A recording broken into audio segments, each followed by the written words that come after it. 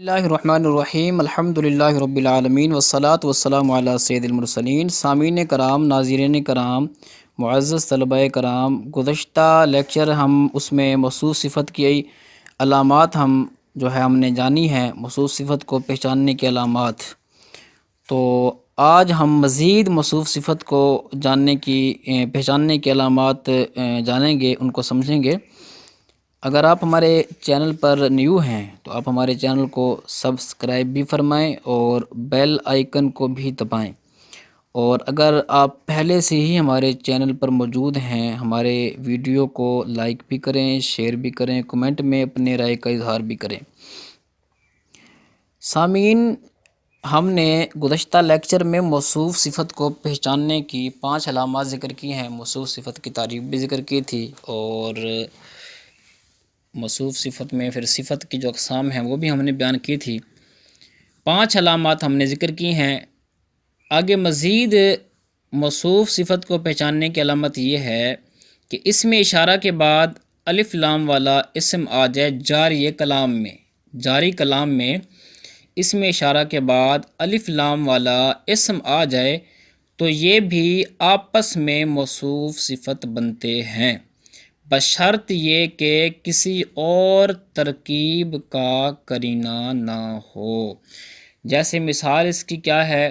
رب ھذا البیت، اب اس میں اشارہ ھذا ہے، اس کے بعد الف لام، البیت الف لام والا اسم آ گیا ہے، تو ھذا اور البیت کو ہم موصوف صفت بنائیں گے۔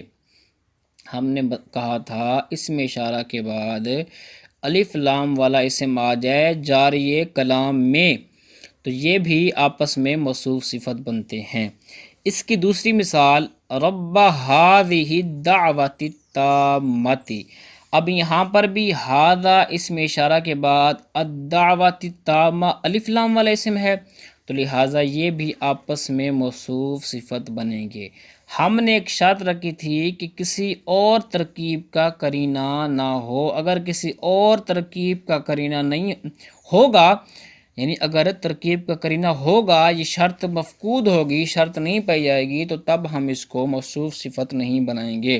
جیسے انا یحیی ھذہ اللہ، اب یہاں پر ھذہ ہم نے کہا نا ھذہ اللہ، تو اس ترکیب میں ھذہ یہ بن رہا ہے مفعول بہ، یہ اللہ اس میں جلالت پر اس کو مقدم کیا گیا ہے، مفعول بہ کو فاعل پر مقدم کیا گیا، لہذا یہاں پر ھذہ کو ہم جو ہے وہ موصوف صفت نہیں بنائیں گے، بلکہ یہ مفعول بہ ہی ہے، کیونکہ یہاں پر ایک ترکیب کا قرینہ موجود ہے، وہ فعل فاعل والی ترکیب ہے، مفعول والی۔ اور موصوف صفت کو پہچاننے کی ایک علامت یہ بھی ہے کہ اسم موصول سے پہلے الف لام والا اسم آ جائے تو یہ بھی آپس میں موصوف صفت بنتے ہیں۔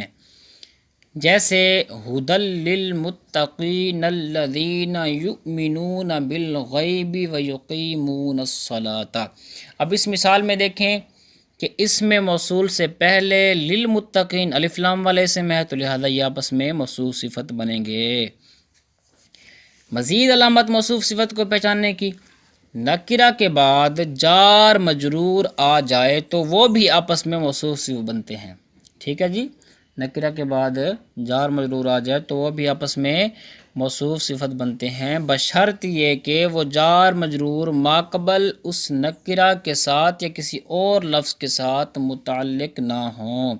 جیسے علی رجل من القریتین عظیم معنی فی نفسہا۔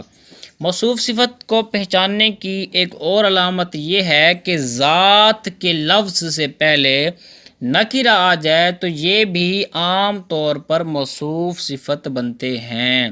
جیسے قدوری شریف میں کتاب الطہارہ کی مثال ہے فی کل صلاۃ ذات رکوع و سجود، یہاں پر لفظ ذات ہے، لفظ ذات سے پہلے نکرہ صلاۃ ہے، تو لہذا آپس میں یہ بن جائیں گے موصوف اور صفت۔ موصوف صفت کو پہچاننے کی اگلی علامت یہ ہے کہ ابن کا لفظ ما قبل کے لیے صفت اور ما بعد کے لیے مضاف ہوتا ہے۔ ہم نے جب مضاف مضاف الیہ کو پہچاننے کی علامات بیان کی ہیں پیچھے، تو وہاں پر ہم نے ابن اور ابنتن کے بارے میں مفصل کلام کیا ہے، تو آپ ہمارے گزشتہ لیکچر میں اگر اس کو نہیں سنا تو اس کو سن سکتے ہیں۔ اس کی مثال کیا ہے؟ احمد ابن محمد ابن حسن۔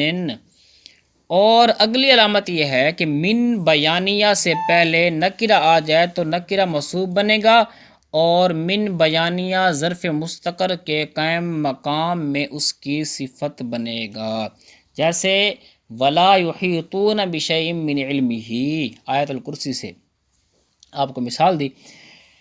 اور مزید ایک علامت یہ ہے موصوف صفت کو پہچاننے کی کہ ایک اسم مضاف ہو ضمیر کی طرف، اور اس کے بعد اس میں موصول آ جائے تو یہ بھی آپس میں موصوف صفت بنتے ہیں، جیسے امہاتکم اللاتی ارضعنکم، ابھی مثال واضح ہے۔ اور اسی طرح موصوف صفت کو پہچاننے کی ایک علامت یہ بھی ہے کہ نکرہ کے بعد غیر کا لفظ آ جائے تو یہ بھی آپس میں موصوف صفت بنتے ہیں، جیسے انہ عمل غیر صالح وذالک وعد غیر مکذوب۔ تو یہاں پر جو نکرہ عمل ہے، اس کے بعد غیر کا لفظ آ گیا، تو لہذا یہ آپس میں موصوف صفت بنیں گے۔ موصوف صفت کو پہچاننے کی اگلی علامت یہ ہے کہ دو اسم ہوں، دونوں نکرہ ہوں، عام طور پر موصوف صفت بن جاتے ہیں، ٹھیک ہے جی، بشرط یہ کہ دونوں مفرد ہوں یا دونوں تثنیہ ہوں یا دونوں جمع ہوں، اور معنی بھی ٹھیک بنتا ہو، جیسے تسمى حروفا جارتن ثوبین جدیدین، یہ تو آپ کو پتہ ہے، مشہور یہ اس کی پہچاننے کی علامت ہے۔ اور موصوف صفت کو پہچاننے کی ایک علامت یہ ہے کہ ایک اسم مضاف ہو ضمیر کی طرف، اور اس کے بعد اس میں اشارہ آ جائے تو یہ بھی بعض مقامات میں موصوف صفت بنتے ہیں، جیسے من سفرنا ھذا نصبا بورقکم ھذہ الی المدینۃ۔ موصوف صفت کو پہچاننے کی ایک اور علامت یہ ہے کہ حرف بول کر اس سے مراد حرف کا لفظ ہی ہو، معنی نہ ہو، اور اس کے بعد الف لام والا اسم آ جائے تو یہ بھی آپس میں موصوف صفت بنتے ہیں، بشرط یہ کہ موصوف صفت والا معنی بھی ٹھیک ہو، جیسے ما وللمشبہتان بلیس فتدخل الکافۃ۔ یہاں پر ما اور لا مطوف علیہ مل کر لفظ مراد لیں تو یہ موصوف صفت بن جائے گا۔ اللہ تعالیٰ کی بارگاہ میں دعا ہے اللہ پاک ہمیں ان باتوں پر عمل کرنے، ان کو یاد کرنے، ان کو سمجھنے کی توفیق عطا فرمائے۔